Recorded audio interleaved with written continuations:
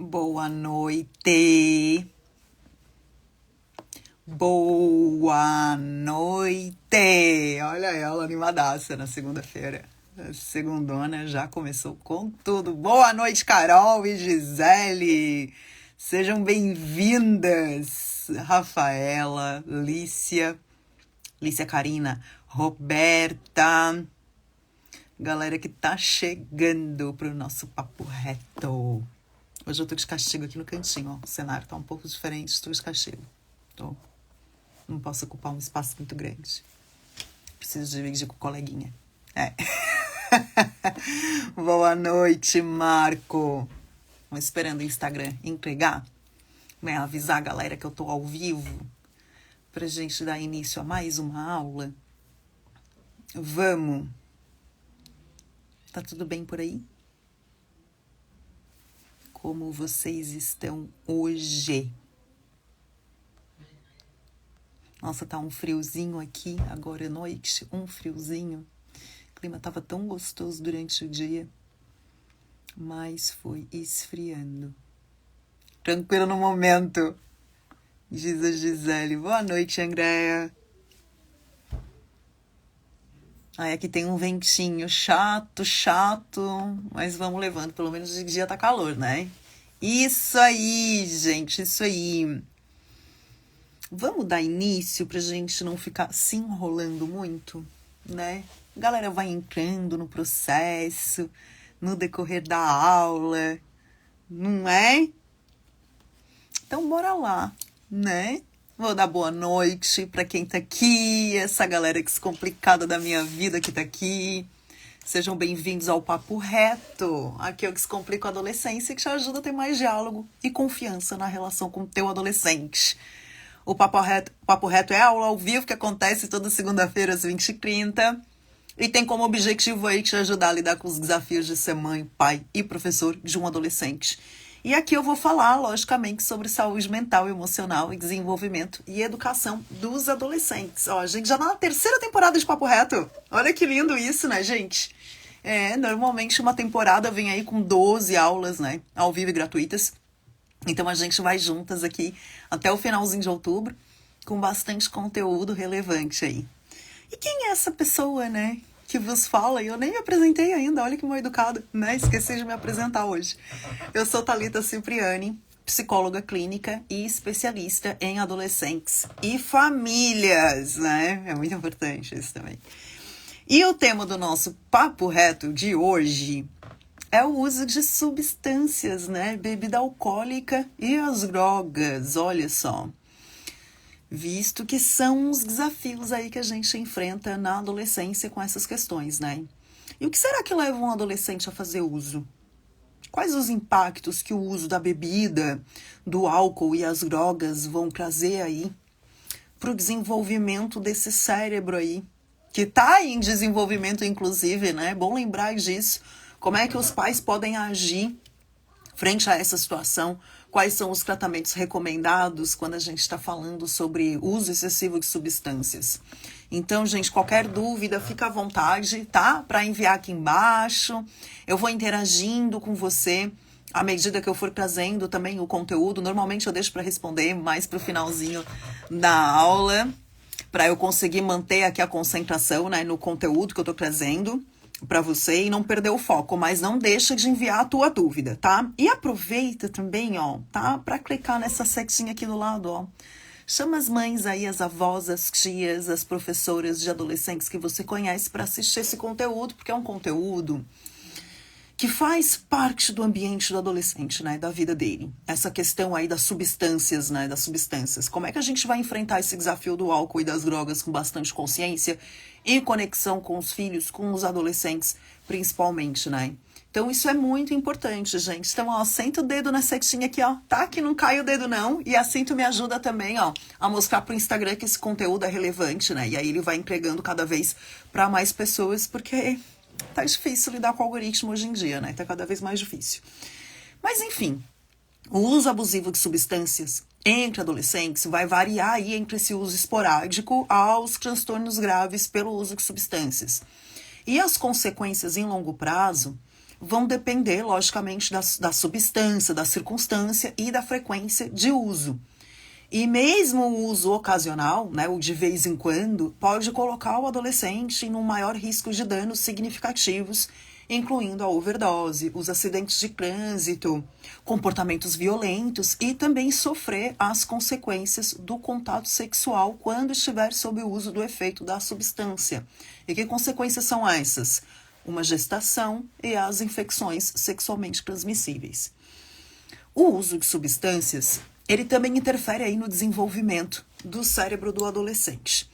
O uso regular de álcool, de cannabis, nicotina e outras drogas aí durante a adolescência, ele está associado a taxas mais altas de transtornos de saúde mental, pior funcionamento na idade adulta e taxas mais altas aí de dependência também. E vários fatores podem levar um adolescente a experimentar, né, ou fazer o uso de bebidas alcoólicas, né, e drogas ilícitas também.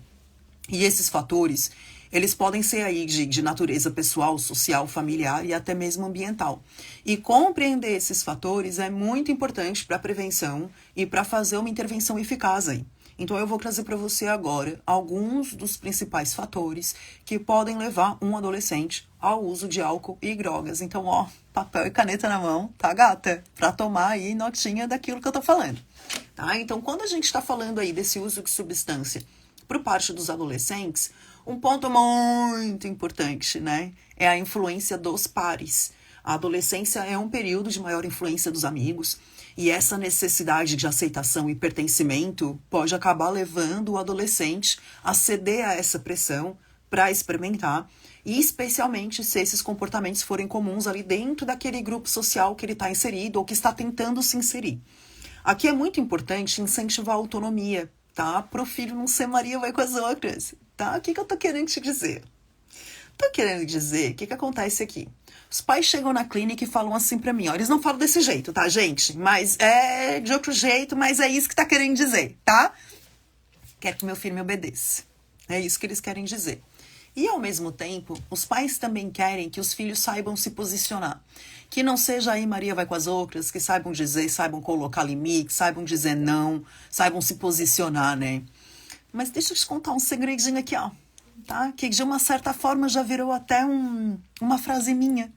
Eu tô sempre falando, um lema, eu tô sempre falando isso. Um adolescente obediente, um filho obediente, jamais será um indivíduo com autonomia, tá? Um adolescente submisso jamais será um indivíduo com autonomia. Você tem que pensar nisso, tá? Se você quer um indivíduo que saiba colocar limite nas pessoas, ele vai aprender a colocar isso onde? Dentro de casa, com a família. É aí que ele vai aprender a colocar limites. E você precisa permitir que seu filho treine essa habilidade em casa para que ele saiba colocar limite nos outros. Muitos adolescentes, gente, são influenciados por amigos que estão usando aí drogas e álcool, né? E aí eles podem ver esses comportamentos como uma forma de se encaixar, de parecer legal, né? E ainda que se rebelar aí contra as normas sociais e familiares, né?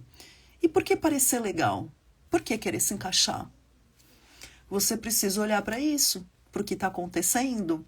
O exemplo que você dá, né? O exemplo que você está dando aí na sua casa para o seu filho, muitas vezes não é coerente com aquilo que o filho vê. Eu estou falando pro meu filho que beber não é legal, que usar drogas não é legal, que faz mal, que isso e aquilo. Eu estou falando tudo isso para ele.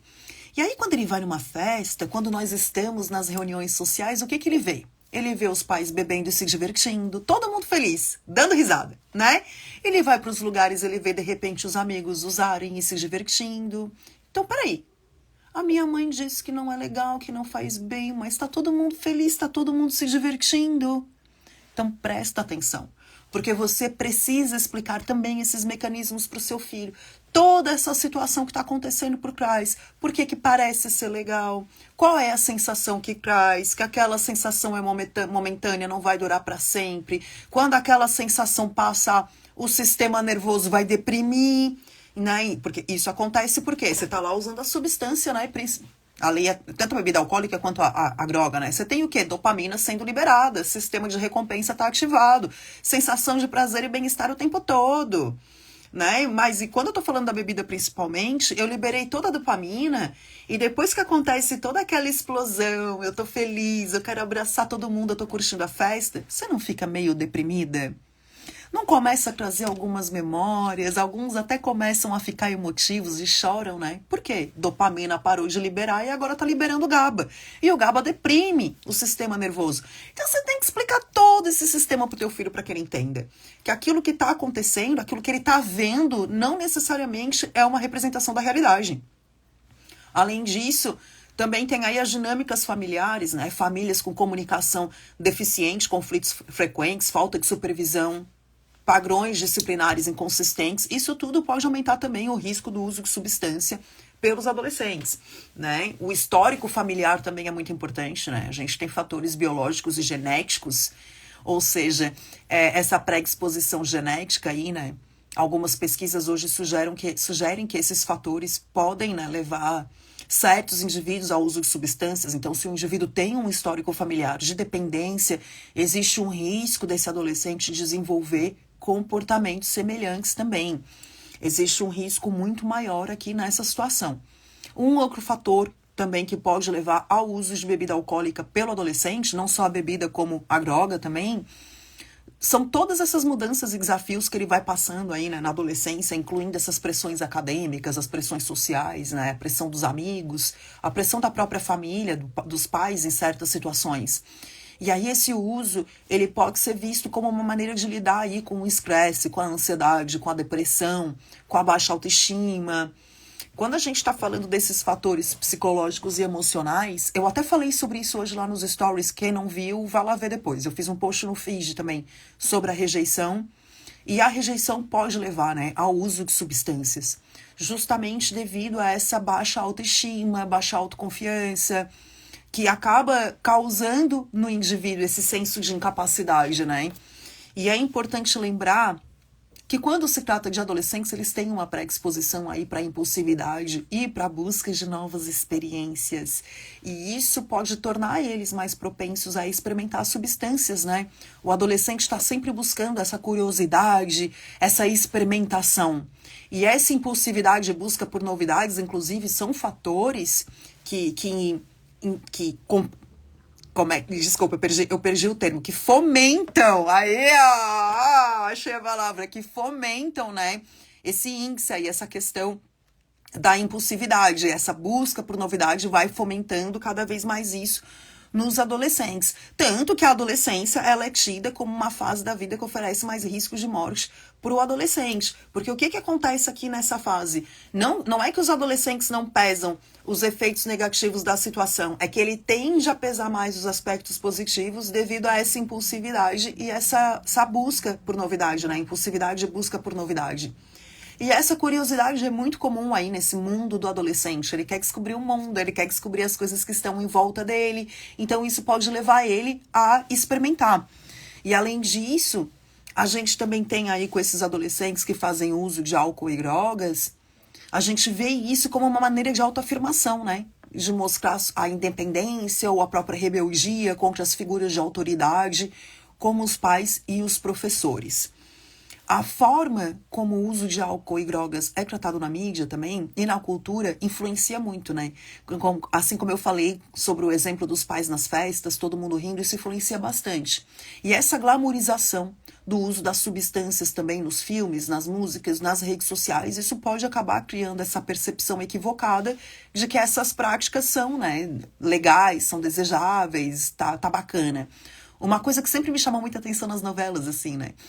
É que quando começava a cena, assim, a pessoa chegava em casa do trabalho, depois de um dia exaustivo, e a primeira coisa que ela fazia era servir uma dose de uísque. Isso, eu sempre prestei muita atenção nisso, assim, vendendo uma imagem de que aquilo ia resolver todos os teus problemas e aliviar a tensão e o estresse dos dias de trabalho, né? E isso não é verdade. Isso pode até aliviar ali naquele momento, mas a hora que o sistema nervoso deprimir, a coisa vai voltar com muito mais força, né? Na minha época também a gente tinha as propagandas de cigarro que vendia aquela imagem, né, de que quem fumava era atleta, fazia esporte. Quem é da minha idade, que lembra das propagandas do Free, por exemplo, eu achava aquelas propagandas o máximo. Tanto que teve uma época da minha vida que eu perdi um pouco a cabeça e fumei cigarro, eu fumava Free, porque achava que aquilo era o must, né? Olha a mentalidade da pessoa. Mas muito influenciada por essa glamorização do uso da substância que a gente tem nas mídias hoje, né? E é claro que o ambiente escolar também pode influenciar, né? Por exemplo, escolas com baixa supervisão, onde o bullying também e outros comportamentos negativos prevalecem, podem sim aumentar o risco do uso de álcool e de drogas entre os alunos. E comunidades também, né? Onde existe uma alta prevalência aí de uso de drogas, violência, pobreza ou falta de oportunidades, elas expõem os adolescentes a fatores de riscos adicionais para o uso de substâncias. Dois fatores também que eu preciso falar, um deles eu já mencionei, mas eu quero complementar. Por exemplo, essa questão aí da minimização dos perigos, né? Essa baixa percepção de risco que o adolescente tem. Quando eu relacionei aí com essa busca por novidade, por exemplo, a impulsividade, o adolescente ele não reconhece ou ele subestima, né, esses riscos aí associados ao uso de álcool e drogas. Então, eles são muito mais propensos a experimentar tudo. E aí essa falta de educação no sentido de compreender o que aquilo é, a falta de compreensão sobre aquele conteúdo, sobre os efeitos nocivos que essa substância pode trazer para ele, vai contribuir para essa baixa percepção de risco. Devido a essa curiosidade que ele vai querendo, que ele vai tendo na vida, querendo entender aí qual é o efeito que aquela droga vai ter no organismo dele. Lembra que o adolescente está sempre em busca dessa novidade. Ele tem essa curiosidade inerente e nós temos várias pesquisas científicas hoje que apontam que quanto mais informação o indivíduo tem em relação àquilo que ele tem curiosidade, né? Então, menores são as chances dele aí entrar em contato com aquilo. Então, o que isso quer dizer? Quanto mais informação o adolescente tiver sobre bebidas, sobre drogas e sobre sexo, menor será a probabilidade dele beber, dele usar drogas e dele ter uma relação sexual precoce. Então, a informação, ela é sim o melhor caminho. Mas o que é importante você falar para o seu filho? Você explicar para ele quais são os tipos de droga, como cada droga vai atuar no sistema nervoso, quais as consequências que aquela droga pode trazer para a vida dele, os impactos mascarados, né, positivos no primeiro momento e os impactos negativos em longo prazo. Eu não vou trazer isso para você aqui nesse vídeo, tá? Porque eu tenho um vídeo no meu canal do YouTube onde eu falo sobre o uso de drogas na adolescência, inclusive eu acho que é o vídeo mais assistido do meu canal. Eu explico todo esse processo, né, esse processo cognitivo, do impacto disso no desenvolvimento de um cérebro que está em desenvolvimento, né? E eu vou liberar o link dessa gravação lá nos meus stories depois dessa live para quem quiser ter essa informação mais completa e mais redondinha, né? Até para poder explicar para o filho também. Então, compreender todos esses fatores pode te ajudar aí a desenvolver estratégias de prevenção mais eficazes e oferecer esse apoio adequado para o teu adolescente para resistir ao uso das substâncias. Então, quanto mais informação você tiver, mais fácil vai ficar e mais suporte você pode dar para o seu adolescente. E o que o uso dessas substâncias pode causar aí na vida do adolescente? Como é que isso vai impactar ele? O primeiro impacto que eu vou trazer para você é o do desenvolvimento cerebral. O uso de bebidas, né, e de drogas durante a adolescência, ele traz sim impactos significativos no cérebro, que ainda está em desenvolvimento, e os principais efeitos eu vou listar para ti. Vai anotando aí, tá? Tudo bonitinho, para você poder compreender também e passar essa informação para o seu filho depois. A alteração no desenvolvimento cerebral, existe um comprometimento aí das funções executivas, né? Que são um conjunto de habilidades cognitivas que vão permitir aí controlar os pensamentos, as emoções e as ações e são necessárias aí para fazer as atividades no dia a dia. Então, essas habilidades vão depender de um circuito neural cerebral que está localizado no córtex pré-frontal, que está coordenando e integrando aí todas as funções cognitivas, afetivas e executivas. O cérebro dos adolescentes, eu vou repetir isso aqui porque é importante, tá? O cérebro do adolescente ainda está em desenvolvimento, né? Portanto, vamos lá. O uso de drogas e de álcool, ele pode sim resultar em problemas de memória, aprendizado e comportamento. Quando eu estou falando de memória e aprendizado, ele pode causar aí, ele pode prejudicar a função do hipocampo, que é uma área do cérebro super importante para memória, aprendizado e o sono. E isso pode trazer também dificuldades para o adolescente, não apenas na escola, mas também em outras atividades que vai exigir concentração e a retenção das informações. Além disso, tem o sistema de recompensa do cérebro. Eu falei muito sobre isso na última aula, sobre dependência tecnológica. Quem está aqui lembra do sistema de recompensa? O que ele é responsável? Por controlar esse prazer e motivação devido à liberação de dopamina. Né? E aí, o que o adolescente está buscando o tempo todo? Quem participou do meu grupo de estudos aí sobre o cérebro adolescente? Vamos lá, o adolescente está buscando ativar o sistema de recompensa dele o tempo inteiro. Ele quer prazer o tempo todo. Por isso que às vezes tu tem aí a sensação de que o teu filho só quer, ele só pede. Parece que ele nunca está satisfeito com nada, né? Ele quer mais e mais e mais e mais. Ele não faz isso porque ele não quer não. Porque ele quer não, viu? Não é de propósito que ele faz isso. É um processo cognitivo que está acontecendo durante esse período da vida. Então, ao estimular aí artificialmente esse sistema de recompensa, a substância usada vai criar uma necessidade de uso repetido, né? Para ter esse mesmo nível de prazer, aumentando o risco de dependência. Então, o início do uso de substâncias na adolescência vai aumentar ainda mais o risco de desenvolver essa dependência. Então, quanto mais cedo o adolescente começa a fazer uso do álcool ou das drogas, maior a chance dele se tornar dependente dessa substância no futuro. O cérebro do adolescente é mais suscetível ao desenvolvimento de tolerância e dependência em comparação ao cérebro adulto. Então, isso significa que o adolescente pode sim precisar de quantidades maiores de uma substância para conseguir obter aquele mesmo efeito. E aí é isso que vai aumentando o risco daquela dependência física e psicológica. Além disso, tem uma forte ligação aí entre o uso de substâncias na adolescência e o desenvolvimento dos transtornos de saúde mental, né? Como a depressão, a ansiedade e a psicose. A gente está aí no Setembro Amarelo, vale lembrar. Eu estou trazendo bastante informação também essa semana, esse mês, sobre a depressão. E em alguns casos, o uso de drogas pode desencadear aí condições latentes, né? Ou exacerbar, né? Condições já existentes aí. E vale lembrar também, eu falei sobre isso na aula de dependência tecnológica, tá? O cérebro do adolescente, ele é muito vulnerável, tá? A danos neurotóxicos causados aí por substâncias como álcool, metanfetaminas, cocaína, por exemplo. E esses danos, eles podem ser duradouros e em muitos casos permanentes, tá? Afetando aí negativamente o funcionamento cognitivo e emocional. E também o que a gente tem aí, né? Um estudo de neuroimagem que indicam hoje que o uso crônico de álcool e drogas está associado a uma redução do volume de certas áreas do cérebro, como o córtex pré-frontal e o hipocampo, que eu acabei de falar aqui. E essas mudanças estruturais, elas vão impactar negativamente a cognição, a memória e o controle emocional.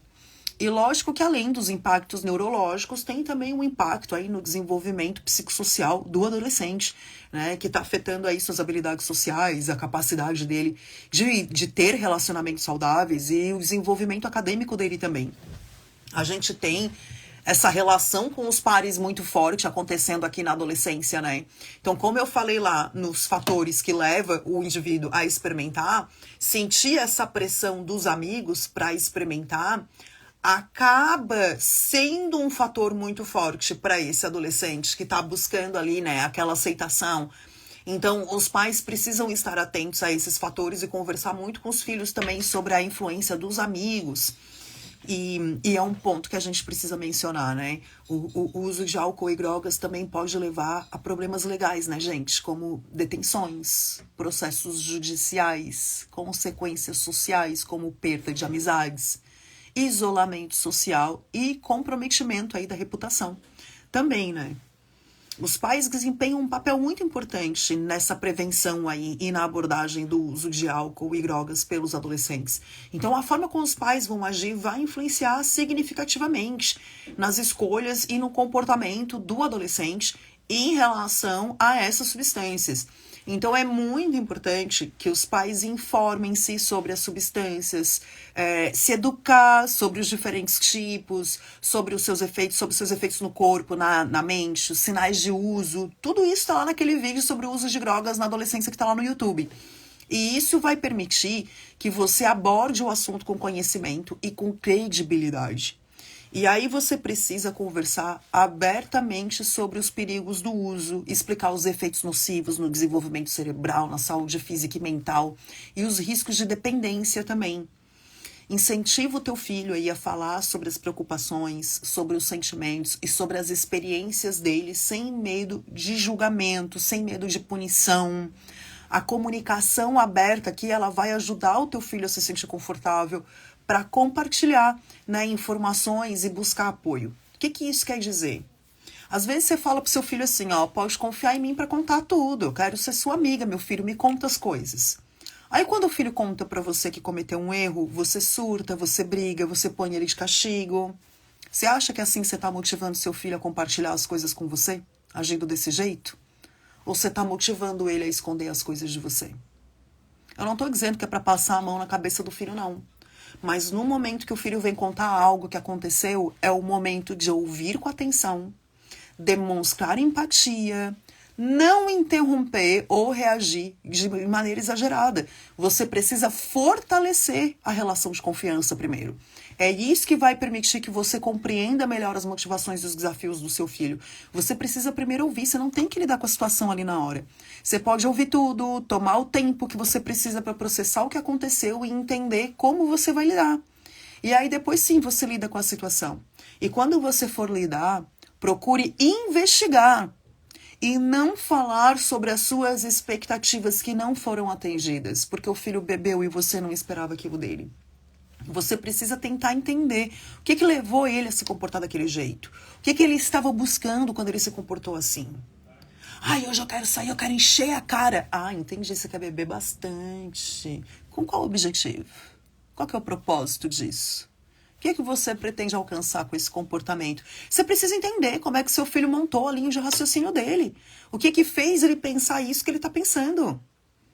Porque quando você entende, você vai fazer a intervenção de maneira assertiva. O contrário, o que você tem feito hoje é brigar com ele porque você se sente ferida, porque você se sente culpada, porque você tem medo, você quer controlar. O objetivo da educação não é esse. O objetivo é ensinar, é desenvolver uma habilidade. E para que isso aconteça, você precisa investigar para compreender como é que você pode desenvolver aquela habilidade no seu filho. Então é muito importante que nessas situações de uso de substâncias, você estabeleça as regras claras sobre o uso. E falando também sobre as consequências de não cumprimento das regras. Então deixe claro se o uso é inaceitável, se for a realidade da tua vida. E mantenha a consistência. Você tem que aplicar as regras de maneira justa e consistente. E não se contradizer. É isso que vai ajudar a reforçar os limites e a importância da responsabilidade. E não esquece que o adolescente está observando teu comportamento, tá? Então, se você fica tentando implementar uma filosofia, por exemplo, de não consumo à bebida alcoólica, será que isso é coerente com o fato de que, de repente, 3 vezes por semana você chega do trabalho e sente e bebe? Tu precisa rever também o que o teu comportamento está passando pro teu filho. Ele não escuta o que tu fala. Tu pode repetir 20 vezes, ele não vai ouvir. Ele observa aquilo que tu faz e ele vai fazer igual. Então fique muito atenta ao teu comportamento. Conheça o círculo social do teu filho, saiba quem são os amigos, onde eles passam o tempo, o que eles fazem. Isso vai te ajudar a identificar influências negativas e situações de risco. Incentiva ele a fazer atividades, a participar de esportes, arte, música, atividades extracurriculares, né, que promovam aí habilidades sociais e de autocontrole, além da responsabilidade. Desenvolva aí um estilo de vida equilibrado, com uma rotina saudável, sono adequado, alimentação balanceada e práticas de relaxamento são muito importantes. Desenvolver habilidades de enfrentamento. Gente, os adolescentes de hoje não têm resiliência para nada, nada. Tu precisa ajudar o teu filho a desenvolver habilidades para lidar com o estresse, com a pressão dos amigos, com as emoções difíceis. incluindo aí técnicas de resolução de problemas, assertividade, tomada de decisão. Falo tanto isso aqui. E simulo cenários também. Às vezes, né, muitas pessoas não sabem como fazer as coisas, tem a informação, mas não sabe como fazer. Então, ensaia com ele como é que ele vai dizer não, né, nas situações sociais. Eu faço muito isso com a Antônia, eu fiz muito isso com a Marina. Para ela saber exatamente como fazer, eu dizia para ela, né? Eu sempre falei para vocês, né, que eu não sou uma mãe tapada. Eu sei o que a minha filha faz na rua. Então eu nunca dizia para minha filha não beber. Eu dizia para minha filha beber com responsabilidade. E sempre conversei muito com ela sobre o uso da bebida, das drogas, né? O impacto que isso poderia trazer na vida dela. Eu usava muitos exemplos na família, sabe assim, de festas familiares, assim, que alguém bebe demais e acaba criando uma situação, uma briga. Então eu trazia isso como exemplo, eu falava para ela como segurar o copo nas festas, não bebe do copo de ninguém, não pega a bebida aberta de ninguém, independente dela ir beber ou não. Só que eu não podia me fazer de tapada, fingindo que isso não ia acontecer. Eu saía para as festas, eu bebia, eu sei o que acontece, eu lido com adolescentes. Então eu não posso fechar os olhos e fingir o que vai acontecer. Eu preciso preparar a minha filha para lidar com a situação quando a situação chegar. Então se ela beber, ela vai saber beber com moderação e responsabilidade, porque eu preparei ela para isso. E uma coisa que você precisa prestar muita atenção são as mudanças de comportamento, o desempenho escolar, as amizades, os hábitos de sono e a alimentação. Esses cinco mudanças aqui podem ser um indicativo para o uso de drogas e de álcool. E se você suspeitar que seu filho está usando, aborda a questão de maneira calma, aberta, sem acusações. Tu precisa promover uma conversa construtiva para compreender a situação e como você vai lidar com ela. E oferecer também aí o apoio que seu filho precisa. E se o uso da substância, você está percebendo que está se tornando algo problemático e frequente, é muito importante buscar uma ajuda profissional, né, um psicólogo, e até mesmo um médico especializado em dependência, buscar grupos de apoio para pais e famílias que estão enfrentando situações semelhantes, né? Porque você tem acesso ao apoio emocional. É muito importante quando o filho está passando por uma situação difícil, uma dificuldade, um desafio. É muito importante que toda a família vá buscar suporte. Lembra lá no primeiro papo reto dessa temporada a influência do pai no desenvolvimento do filho? Lembra que a família é um sistema e qualquer mudança dentro desse sistema vai impactar o sistema como um todo e cada indivíduo dentro da sua individualidade no sistema. Então, todo mundo precisa buscar esse apoio para saber lidar com a situação de uma maneira mais construtiva, mais assertiva. Alguns tratamentos indicados que a gente tem aqui para o uso, né, por um caso de dependência de substâncias, a gente tem essa terapia familiar, como eu falei, a participação da família é muito importante. Existe também a terapia em grupo para aquele indivíduo que está passando pela situação, porque na terapia em grupo ele consegue esse apoio social. Essa oportunidade de aprendizado de grupo, ela é muito importante. Ela consolida o aprendizado mais rápido até do que no individual. Porque o indivíduo está ali, está vendo que tem outras pessoas passando pelo que ele passa, que é possível sim lidar com aquilo, vai ouvir as estratégias de outras pessoas e vai aplicar na própria vida.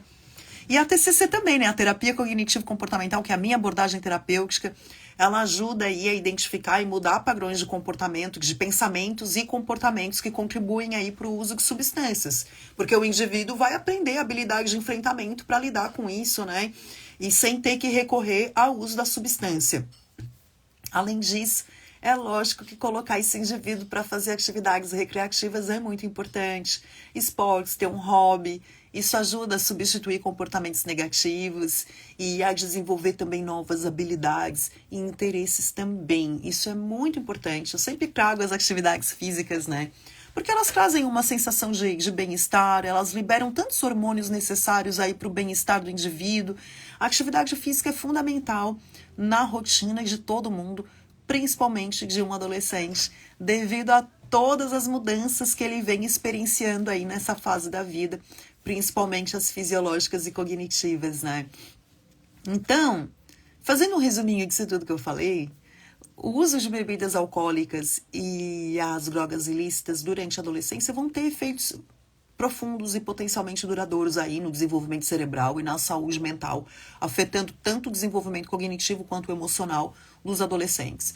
Então é essencial que pais, educadores, profissionais de saúde estejam atentos a esses riscos para poder oferecer apoio e orientação de maneira adequada, né?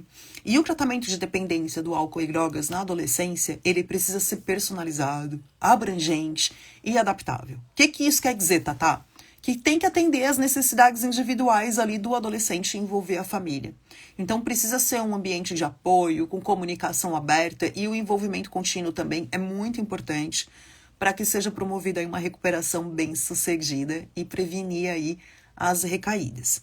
E os pais precisam lembrar que, embora não possam controlar todas as escolhas dos adolescentes, porque você não pode, você tem um papel significativo na orientação e no estabelecimento de limites, que vai ajudar a proteger o teu filho aí dos limites, né, dos perigos associados ao uso de substâncias, né, das bebidas alcoólicas e do álcool. Isso que eu falei sobre controle é muito sério e é algo que eu tenho trago para os pais que passam por atendimento comigo.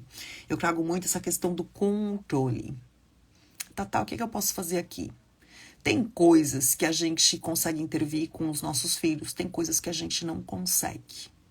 E aí não adianta a gente brigar, a gente castigar, a gente bater na criatura, que muitas vezes a gente não consegue ter o resultado que a gente busca. Então a gente precisa entender que estamos lidando com indivíduos e que o meu único papel ali, de fato, é orientar da melhor maneira possível. Se o filho vai ou não vai fazer as coisas da maneira como eu falei, aí vai da consciência dele e das escolhas dele. Fato é que tem coisas que a gente não consegue controlar e a gente não pode proibir. Como eu falei da questão do uso de bebida alcoólica e como eu lidei com isso com a minha filha quando chegou o momento dela. Né? Que é não me fazer de tapada, é entender que a situação vai acontecer, mas eu preciso minimizar os riscos o máximo possível. Então esse é o meu papel. Como é que eu minimizo os riscos, além de trazer todas essas informações que são importantes, do impacto que aquilo vai trazer para a vida dela, seja para o desenvolvimento cognitivo, fisiológico, para os relacionamentos que ela estabelece, para situações de risco que ela possa se colocar, uma maneira também de minimizar os riscos ao máximo que nós encontramos e que se encaixou muito bem dentro do nosso sistema familiar, dentro da nossa rotina, foi se colocar, eu já falei muito sobre isso aqui, né? Foi virar o motorista da galera, né? Então, assim, nós éramos os motoristas da galera, meu marido e eu. Então, nós éramos quem levava para as festas, nós éramos os pais que buscavam das festas. Por quê? Porque quando eu busco da festa, eu sei em que estado está voltando para casa. Eu tô vendo o que está acontecendo. Eu tô ouvindo as conversas dentro do carro sobre a festa e como foi a festa. Entende? Eu não coloco a minha filha numa situação de risco de ter que arrumar uma carona para voltar para casa. Eu não sei com quem que ela vai voltar, em que estado que ela vai estar. Se ela tiver bebido demais, que tipo de situação de risco ela pode se colocar? A gente sabe que tipo de situação de risco uma mulher se coloca, principalmente quando ela está embriagada. Então, eu vou minimizar os riscos o máximo que eu puder. Eu vou me colocar nessa situação porque eu sou uma mãe controladora e eu entendo que eu sou uma mãe controladora e essa é a minha maneira de controlar a situação, permitindo com que ela se desenvolva de maneira saudável e viva a própria vida. Não posso colocar a menina dentro de casa com medo que ela vai sair, vai beber e vai encher a cara. Ela vai sair, ela vai beber, ela vai encher a cara. Todo mundo já fez isso. Só que o que eu tenho que fazer? Se eu sou uma mãe inteligente, eu preciso minimizar os riscos ao máximo. E mãe tapada, mãe que finge que as coisas não estão acontecendo, é mãe que não minimiza nada, tá? É mãe que não controla nada. É mãe que não sabe o que está acontecendo na vida do filho. Então, se tu é uma mãe controladora como eu, porque eu sempre falo isso pra vocês, que eu sou uma mãe controladora, eu preciso saber o que está acontecendo na vida das meninas, eu sempre precisei, isso pra mim é uma questão de segurança. Como é que eu vou fazer isso sem prejudicar o desenvolvimento do meu filho? Como é que eu vou fazer isso sem proibir que meu filho viva a vida dele? Como é que eu vou fazer isso permitindo que meu filho se desenvolva de maneira saudável? Você tem que se responder isso, porque é dentro da sua realidade de vida. É dentro das suas necessidades e das expectativas que você cria. A maneira como eu e meu marido encontramos de fazer isso foi nos tornando o motorista da galera. E deu super certo. Sempre deu super certo. Porque a gente sempre trouxe muito os exemplos para dentro do contexto. Por exemplo, eu sou uma pessoa que não bebe. Então não existe um comportamento de ver uma mãe sempre bebendo, não existe esse comportamento de sempre ter bebida alcoólica em casa, não existe esse comportamento de juntar pessoas para fazer churrasco e ficar todo mundo bebendo o domingo inteiro, porque eu não bebo. Por que que eu não bebo? Porque eu não gosto de gente bêbada. Então, se eu não gosto de gente bêbada, eu não tenho gente bêbada na minha casa. Então eu elimino o comportamento da minha casa. E eu não trago isso para a convivência das minhas filhas, para o ambiente das minhas filhas. Eu não normalizo o comportamento do povo bêbado. Entende? Então quando tu não normaliza, isso acaba se refletindo no comportamento do outro. Então quando a gente fala do uso de bebida alcoólica e do uso de drogas, gente, não basta só o discurso. Porque o discurso não educa. O discurso não ensina. O que ensina é o exemplo, é a prática, é aquilo que você está vivenciando no seu dia a dia, é aquilo que você está mostrando para o seu filho. São os valores que são importantes para você e para sua família que você está praticando na sua vida. A questão da bebida é uma questão muito forte para mim, muito forte mesmo. Então eu trouxe isso para minha vida. Por quê? Porque eu tenho histórico, eu tenho um pai alcoólatra. Então eu tenho todo um histórico de bebida na minha vida. E que eu fui afastando isso da minha vida à medida que eu fui crescendo, que eu fui ficando mais velha, devido a todo o sofrimento que a bebida causou na vida da minha família quando eu era pequena. Então, lógico, eu tenho um histórico e eu uso meu histórico de vida como exemplo para minha pra pequena não, né? Porque tem 6 anos, mas principalmente para minha filha mais velha que vai fazer 20 anos daqui a pouco. Então eu sempre trouxe muito esse histórico de vida para ela. Eu sempre trouxe muito exemplo, eu sempre trouxe muitas histórias nas quais a gente passou na infância, eu e minha irmã mais velha, devido ao uso de bebida por parte do meu pai. Qual foi o impacto que aquilo teve dentro do sistema familiar, para que ela conseguisse compreender, né? Que não é só uma coisinha legal, o oba-oba da festa, que tá todo mundo ali curtindo, dançando, uhul, todo mundo feliz. Existe todo um outro lado que pode sim prejudicar relacionamentos, pode prejudicar famílias, pode gerar traumas muito profundos na vida das pessoas, né? E que pode sim se reverberar nos relacionamentos futuros e na maneira como vai se relacionar com os filhos depois. Eu tive a sorte de ressignificar a minha história, de olhar para aquilo que me incomodou, aquilo que não queria e aquilo que eu não queria trazer para dentro do meu relacionamento com as minhas filhas, aquilo que eu não queria trazer para a realidade da minha vida. Quantas pessoas têm essa capacidade de fazer essa leitura? E quantas pessoas que de fato conseguem fazer essa leitura e colocar em prática? Não estou dizendo que eu nunca bebi. Eu fui uma adolescente que adorava beber. Eu era uma mulher que me sentava na mesa para tomar uma cerveja. Eu bebia. Cara, eu aguentava mais do que um homem tomando uma cerveja, porque eu amava beber cerveja. Eu bebia regularmente. Só que o que eu comecei a perceber? Eu comecei a perceber o comportamento, eu comecei a perceber como que eu me sentia depois que eu bebia, que eu não curtia aquela sensação, eu não achava que eu bebia porque aquilo era uma condição que a sociedade me impôs. Porque eu nunca tinha parado para pensar de fato no meu relacionamento com a bebida. Quando eu comecei a perceber a minha relação com a bebida e como eu me sentia quando eu bebia, né? Eu me sentia verdadeiramente de que, poxa vida, eu não gosto dessa sensação, dessa cabeça zoada, do olhinho brilhando. Eu não gosto disso. Então, quando eu comecei a perceber, foi que eu fui ressignificando. Eu disse, cara, isso aqui não combina comigo. Eu não quero isso pra minha vida. E aí eu fui adotando esse comportamento, fui trazendo isso pra minha realidade, que logicamente foi se reverberando também na vida das minhas filhas. Então, se você não quer que seu filho tenha um comportamento específico, que ele se envolva em comportamentos de risco, em uma situação específica, comece a olhar como é que é o teu manejo naquela situação, ou numa situação similar. Como é que tu lida com aquilo? Como é que é o exemplo que tu tá passando? E vive, de verdade, aquilo que tu quer que teu filho viva na prática. Porque os pais têm muito esse hábito de querer exigir do filho um comportamento que eles mesmos não têm, né? E é por isso que não dá certo. Porque às vezes a gente acha que, olha, eu tô fazendo isso aqui, mas não faz porque é errado. Aí a gente acha que o discurso vai educar. O discurso nunca educa. O que educa é exemplo. E esse é o maior problema de relacionamento entre pais e filhos adolescentes. Eu vou te falar isso. Quando tu tem um filho que é uma criança, quando tu tem uma criança em casa, a criança escuta tudo que tu fala, ela faz o que tu pede, ela se veste do jeito que tu quer e ela come aquilo que tu põe no prato. Ela pode reclamar, mas ela vai comer. O adolescente não. O adolescente, ele não toma mais a tua palavra como verdade absoluta. Ele não vai comer a salada porque salada faz bem. Porque você tá falando pra ele que salada faz bem. Ele vai comer a salada se tu botar a salada no teu prato e tu comer também. Então é aí que acontece a maior falha de comunicação entre pais e filhos na adolescência. Porque os pais não entendem isso.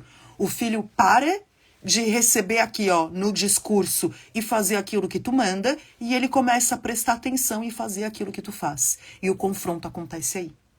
Então presta atenção. É uma viradinha de chave que acontece e que você também precisa virar essa chave aí na sua cabeça. Se você pretende ter conexão com seu filho, se você pretende ter comunicação e principalmente confiança e segurança nessa relação de vocês. Beleza, gente? Quero agradecer todo mundo pela companhia e disponibilidade. Eu sei que tempo hoje em dia é difícil, né? Mas ainda assim você tá aqui comigo para receber esse conteúdo bacana. Muito obrigada pela tua companhia e pelo teu tempo. Gratidão enorme por isso.